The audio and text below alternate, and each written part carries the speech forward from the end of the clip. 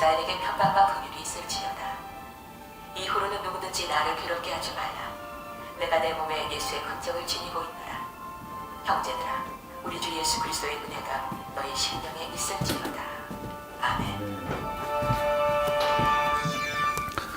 오늘 누가복음 19장 1절 말씀입니다.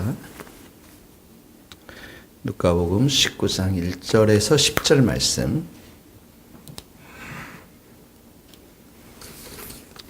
같이 한 목소리로 읽도록 하겠습니다. 예수께서 여리고로 들어가 지나가시더라. 삭개오라 이름하는 자가 있으니 세리장이요 또한 부자라. 그가 예수께서 어떠한 사람인가 하여 보고자 하되 키가 작고 사람이 많이 할 수 없어 앞으로 달려가서 보기 위하여 돌 무화과 나무에 올라가니 이는 예수께서 그리로 지나가시게 됨이라. 예수께서 그곳에 이르사 쳐다보시고 이르시되 삭개오야 속히 내려오라. 내가 오늘 내 집에 유하여 하겠다 하시니 급히 내려와 즐거워하며 영접하거늘 무사람이 보고 수군거려 이르되 저기 죄인의 집에 유하러 들어갔도다 하더라. 삭개오가 서서 주께 여짜오되 주여 보시옵소서 내 소유의 절반을 가난한 자들에게 주겠사오며 만일 누구의 것을 속여 빼앗은 일이 있으면 내 갑절이나 갚겠나이다. 예수께서 이르시되 오늘 구원이 이 집에 이르렀으니 이 사람도 아브라함의 자손이로다. 인자가 온 것은 잃어버린 자를 찾아 구원하려 함이니라. 아멘. 2절에 보면 삭개오라는 이름이 있죠. 삭개오라고 하는 이름. 이 삭개오는 의로운 자라는 뜻의 의미를 가지고 있는데요. 세리장이다라고 하는 것은 유대 백성들에게서 세금을 걷어가지고 로마 정부에다 바치는, 그래서 동포들을 이용해서 자기의 배를 채웠기 때문에 이 세리들, 특별히 이 세리 중에서도 세리장이었던 삭개오는 많은 어려움들이 사람들과의 관계 속에서 있었을 것이라는 생각이 듭니다. 죄를 범하면 만족이 있는 것이 아니라 그 속에서 고통과 양심의 가책들을 깊이 있게 느끼게 되는 것이죠. 이 삭개오가 세리장이고 그 사람을 소개하는 이 단어를 보십시오. 부자라는 단어입니다. 세리장이고 부자입니다. 불이한 재물을 가지고 부자가 되었던 것이죠. 그래서 한편으로는 돈이 많이 있었지만 그 마음에는 아마 공허하고 어려웠던 마음들을 분명히 있었을 것입니다. 본인의 양심도 그렇게 가책을 느꼈지만 7절에 보면 삭개오를 사람들이 보고 무사람, 여기 무사람이라는 것은 헬라어로 모든 사람 이렇게 얘기하고 있어요. 수군거렸다라는 것은 한 번 미완료 과거 동사인데요. 이 한 번 얘기한 것이 아니라 계속해서 투덜거리고 불평했다라는 뜻입니다. 왜 그랬습니까? 삭개오는 죄인의 집, 죄인으로 낙인 찍혀 있었기 때문에 그렇습니다. 본인도 양심이 괴로웠지만 사람들 관계 속에서 철저하게 이 사람은 죄인으로, 세리와 몸을 파는 여인들, 이런 사람들은 유대 사회 속에서 아주 큰 죄인으로 낙인 찍혀 있을 수밖에 없었기 때문에 그 마음속에는 더 어렵고 공허하고 허무하고 또 외로운 마음이 굉장히 있었을 것이라고 생각이 듭니다. 그래서 이런 사람들이 10절에 보면 잃어버린 자 이렇게 표현하고 있습니다. 성경은 잃어버린 자. 무엇인가 하나님으로부터 멀어진 사람들, 하나님의 평강, 하나님의 기쁨, 하나님의 사랑과는 상관이 없는 사람들, 그런 삶 속에서 이 핵심으로 살았던 자가 바로 이 삭개오였습니다. 어둠이 깊을수록 조그만한 빛에라도 갈망하는 것처럼 목이 마르면 애타는 목이 마른 사람이 물 한 모금을 갈망하는 것처럼 삭개오에게도 아마도 그런 진리에 대한 빛, 사람에 대한 그리움, 관계 속에서 인정을 받고자 하는 그런 마음이 굉장히 컸을 것입니다. 그런 마음도 있었을 거니와 더불어서 삭개오는 조금 굉장히 열심히 있었던 것 같습니다.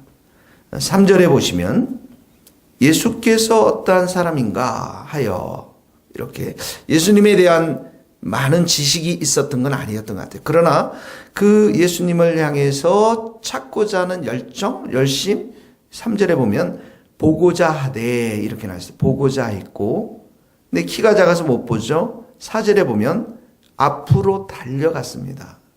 네, 밑줄을 계속 보시면 보고자 하되 앞으로 달려가서, 근데 또 못 보았으니까 돌무화과 나무에 올라가니, 나무에까지 올라갔습니다. 그러니까 이 캐릭터 자체가 삭개오에게는 열심이 좀 있었고, 그리고 무엇인가 내면 속에서의 그 갈망함들, 이 뭔가 삶 속에서 탈피하고자 하는 그런 갈망함들, 우리가 성경적으로 이런 말을 또 얘기하자면 은혜를 굉장히 갈망하고자 했던 사람이 아닌가, 이런 생각이 듭니다. 그래서 여기 3절에 보면 그가 앞으로 달려가고 올라가는 이런 동사들이 예수님의 얼굴을 보기 위해서 부단히 움직였던, 그런 노력하고 있었던 바로 그런 단어들인 것입니다. 하나님께서는 이렇게 나를 사랑하는 자들이 나의 사랑을 입으며 나를 간절히 찾는 자가 나를 만날 것이다라고 잠언 8장 17절에 말씀하고 있습니다. 내면에 깊은 어둠이 있었고 외로움이 있었지만 또 이 삭개오에게는 간절히 주님을 찾고자 하는 또 그런 마음이 있었던 것입니다. 여러분들에게도 오늘 적용, 예수님을 사랑하고 예수님을 간절히 찾고자 하는 마음이 오늘 하루 삶 속 가운데 충만할 수 있기를 바랍니다. 이런 내면의 모습을 볼 수 있는 사람들은 아무도 없었지만 예수님이 보신 것 같습니다. 5절 말씀 같이 함께 읽겠습니다. 시작. 예수께서 그곳에 이르사 쳐다보시고 이르시되 삭개오야 속히 내려오라. 내가 오늘 내 집에 유하여야 하겠다 하시니. 자, 예수님이 봤습니다. 예수님이 쳐다보시고, 동그라미 쳐다보시고 주목하셨다라는 것이죠. 많은 사람들 앞에서 예수님이 삭개오를 쳐다본 그 눈인 사랑의 눈빛이었을 것입니다. 주목하고 관심을 가지는 그런 사랑의 눈빛이었을 것입니다. 그리고 이름을 부릅니다. 삭개오야 속히 내려오라. 어떻게 알았을까요? 예수님이시니까 아셨겠죠. 근데 이 이름을 불렀다라는 의미는 두 가지 의미가 있습니다. 하나는 뭐냐면 하나님께서는 사람들의 이름을 부르면서 친밀하게 다가오십니다. 모세야 모세야. 떨기나무 앞에서 모세야 모세야. 또 성전에서 사무엘아 사무엘아. 하나님께서 이름을 부르십니다. 다메섹 도상으로 가는 그 바울에게도 사울아 사울아 이렇게 이름을 부르십니다. 이 친밀감을 나타내는 것이죠. 두 번째는 이 삭개오를 향한 예수님의 사랑과 관심, 또 이 삭개오를 알았다라는 거예요. 이름 자체만 아는 것이 아니라 그 내면의 갈망들을 이미 예수님께서 아시고 사랑과 관심을 보여주고 있다라는 것입니다. 삭개오가 누굽니까? 죄인입니다. 철저하게 죄인입니다. 속여서 다른 사람들의 돈을 많이 번 부자였고 모든 사람들이 싫어했던 죄인 중에 죄인이었는데 예수님이 이 삭개오의 이름을 부르고 있는 것입니다. 그리고 5절에 보면 동그라미 치고 내 집에 유하여야 하겠다. 이 유하여야 했다는 한번 잠깐 내가 쉬었다 가는 것이 아니라 영구적 거주를 뜻하는 단어인 것입니다. 그러니까 삭개오의 집에 거하면서 인격적이고 친밀한 관계를 맺겠다라고 하는 예수님의 말씀인 것입니다. 내 집에 유하여야겠다는 이 헬라어가 must, 영어로 말하면 must. 내가 꼭 너희 집에 꼭 거하여야겠다고 하는 예수님의 강력한 의지가 담겨 있는 동사인 것입니다. 예. 그러니까 평생 동안 이렇게 죄의 노예가 된 이 삭개오의 집에 거한다라는 의미는 이 삭개오를 그 죄로부터 자유케 하고 구원시키고 사랑을 베풀게 했다고 하는 예수님의 절대적인 사랑의 의지가 담겨 있는 것을 말하는 것입니다. 이 삭개오가 부자이지 않습니까? 부자는 이 구자가 구원받기는 하나님 나라 낙타가 바늘기로 들어가는 것보다 어렵다고 말씀했습니다. 불가능하다고 말씀했습니다. 근데 제자들이 그럼 누가 구원을 얻을 수 있습니까? 했더니 예수님이 뭐라고 말씀입니까? 무릇 사람이 할 수 없는 것을 하나님이 할 수 있다고 말씀하지 않았습니까? 예수님이 들어가시는 것입니다. 예수님이 이 죄인의 집에 들어가시는 것입니다. 예수님이 사랑을 가지고 들어가시는 것입니다. 그러면 이 삭개오가 구원을 받는다라고 하는 의미인 것입니다. 사랑은 여기 있나니 우리가 하나님을 사랑하는 것이 아니요. 요한일서 4장 10절입니다. 하나님이 우리를 사랑하사 우리 죄를 속하기 위하여 화목제물로 그 아들을 보내셨습니다. 예수님이 우리 마음에 들어오시는 것입니다. 예수님이 죄인의 집에 들어가는 것입니다. 여러분들에게 있어서 가장 더러운 것, 여러분들에게 있어서 가장 병든 것, 내가 어떻게 할 수 없는 그 영역 속에서 예수님은 들어가서 치유하며 회복하며 또 구원의 역사를 만들어가며 소망을 주시고 사명을 주시고 새롭게 하시기를 원하십니다. 그곳이 어디십니까? 우리의 마음입니다. 교만한 마음, 악한 마음, 시기와 질투와 더러움으로 가득 찬 마음, 비난의 마음이 있는 곳, 삭개오의 집에 들어가는 것처럼 우리의 마음에 오셔서 예수님은 거하시기를 원하십니다. 주님의 보혈의 피로 깨끗이 씻고 그 마음 가운데 새 마음을 주셔서 우리와 영원토록 거하시기를 원하시는 것입니다. 그래서 여기 내 집에 유하겠다라는 것은 영구적인 거주, 관계를 맺기 위한 예수님의 말씀인 것입니다. 자, 그랬더니 6절에 보세요. 삭개오가 급히 내려와 즐거워하며 영접했다라고 했습니다. 이 짧은 단어지만 삭개오가 얼마나 기뻐했겠습니까? 이 단어는 마치 어린아이가 선물을 받고 기뻐하는 그런 단어인 것입니다. 한 번도 자기 자신을 이름을 불러주며 친밀하게 다가왔던 사람들이 없었는데 예수님이 오시는 것입니다. 그래서 8절 말씀을 고백합니다. 같이 읽겠습니다. 시작. 삭개오가 서서 주께 여짜오되 주여 보시옵소서 내 소유의 절반을 가난한 자들에게 주겠사오며 만일 누구의 것을 속여 빼앗은 일이 있으면 내 갑절이나 갚겠느니라. 두 가지 면에서 새로워집니다. 여기 주겠사오며 동그라미 치고 갚겠나이다. 모두가 현재 시제입니다. 당장 내가 나의 모든 돈을 이렇게 좋은 일에 쓰겠습니다. 돈을 사랑했고 돈에 집착했던 그의 삶이 돈으로부터 어떡합니까?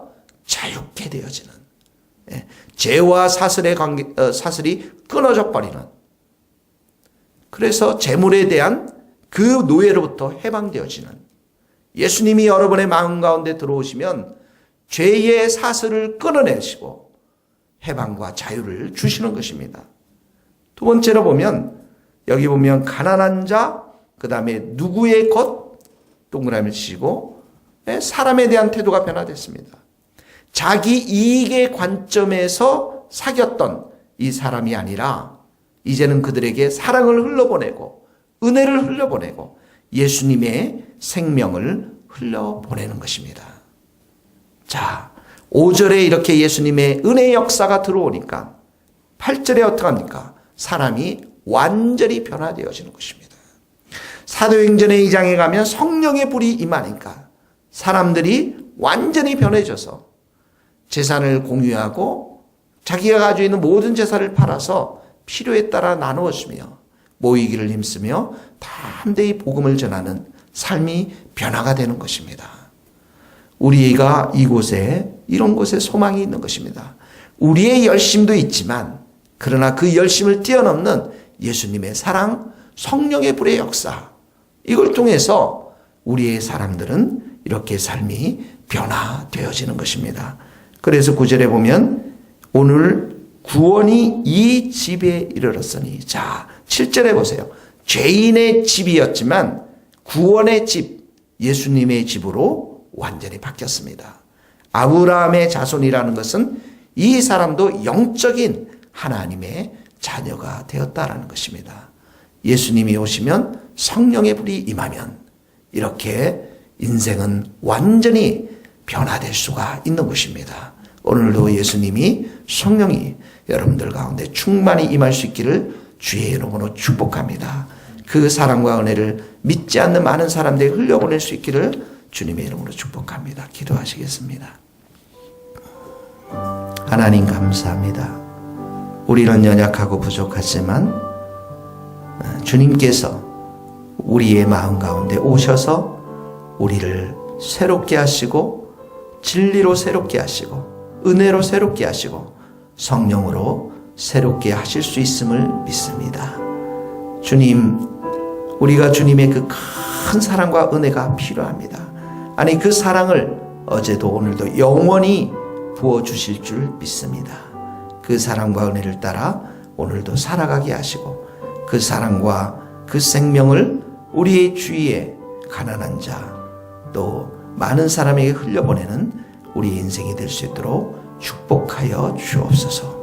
예수님의 이름으로 기도하며 지금은 우리 주 예수 그리스도의 은혜와 하나님의 크신 사랑과 성령님의 교통하심이 우리 모든 성도들 머리 위에 선교사님들 삶과 사역 위에 이제로부터 영원토록 함께 하시기를 간절히 축원하옵나이다. 아멘.